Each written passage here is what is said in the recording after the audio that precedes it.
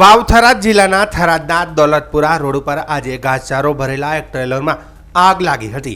થરાદ નગરપાલિકા ફાયર બ્રિગેડને જાણ થતાં જ ટીમે ઘટના સ્થળે પહોંચી આગ પર કાબૂ મેળવ્યો હતો।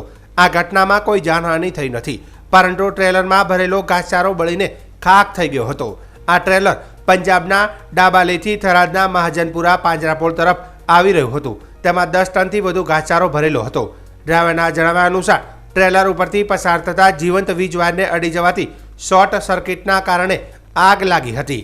ફાયર ઓફિસર વિરમજી રાઠોડે જણાવ્યું હતું કે તેમને 11:15 વાગ્યા આસપાસ આગ લાગ્યાનો કોલ મળ્યો હતો।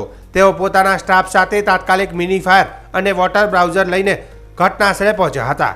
આગ બુઝાવવા માટે 30,000 લીટરથી વધુ પાણી અને 20 લીટર ફોર્મનો ઉપયોગ કરવામાં આવ્યો હતો। ફાયર ટીમના પ્રયાસોથી ટ્રેલરને સંપૂર્ણપણે બચાવી લેવામાં આવ્યું હતું। જોકે તેમાં ભરેલો તમામ ઘાસચારો બળીને રાખ થઈ ગયો હતો। ડ્રાઈવરે વધુમાં જણાવ્યું હતું કે આ ઘાસચારો ગૌશાળા માટે હતો અને આગને કારણે ઘણું બધું નુકસાન થયું છે। થરાદ ફાયર ટીમ દ્વારા વાવ અને થરાદ જિલ્લામાં કરવામાં આવેલી આ કામગીરી સરાહનીય રહી હતી। આ ઘટનામાં કોઈ વ્યક્તિને ઈજા થઈ નથી।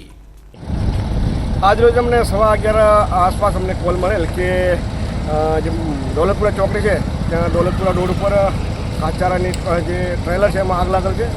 તો તાત્કાલિક હું મારી વોટર બ્રાઉઝરને મિની ફાયર ટેન્ડર લઈ અને સ્ટાફ સાથે ઘટના સ્થળે પહોંચી આગ પર કાબૂ મેળવવાનો પ્રયાસ કરેલ છે। અત્યારે અમે ઘાસચારો તો બળીને ખાક થઈ ગયેલ છે, એમને ગાડી સહી સલામત અમે બચાવી લીધેલ। કેટલા ટન ઘાસચારો હોવાની શક્યતા?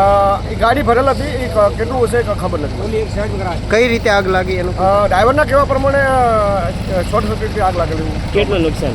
નુકસાન તો એ ઘાસચારાનું નુકસાન છે।